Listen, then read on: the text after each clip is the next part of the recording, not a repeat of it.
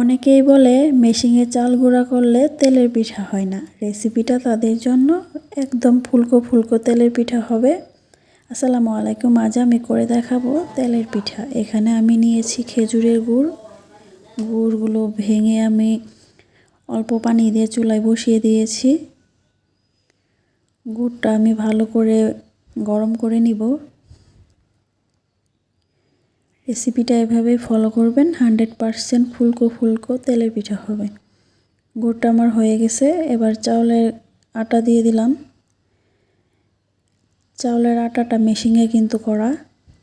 অল্প কয়েকটা ময়দা দিয়ে দিলাম, দিয়ে 1 চা চামচ লবণ দিয়ে ভালো করে হাত দিয়ে মিশ্রণটা মিশিয়ে নিব।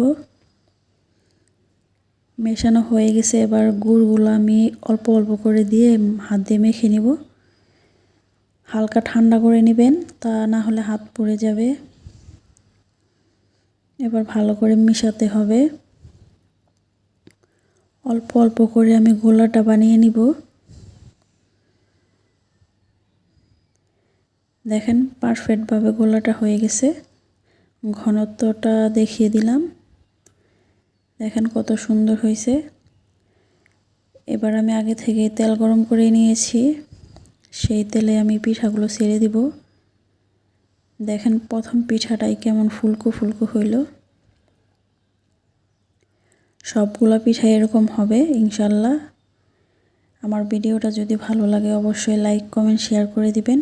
আর ইউটিউব চ্যানেল থেকে দেখে থাকলে অবশ্যই সাবস্ক্রাইব করে দিবেন। ফেসবুক পেজ থেকে দেখলে অবশ্যই ফলো করে দিবেন।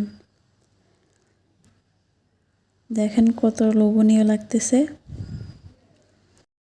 আমাদের এলাকায় পোয়া পিঠা বলে, কার কার এলাকায় এটা কী নামে বলে অবশ্যই কমেন্ট করে জানাবেন। রেসিপিটা ভালো লাগলে অবশ্যই শেয়ার করে দিবেন। সবাই ভালো থাকবেন, সুস্থ থাকবেন। আল্লাহ হাফেজ।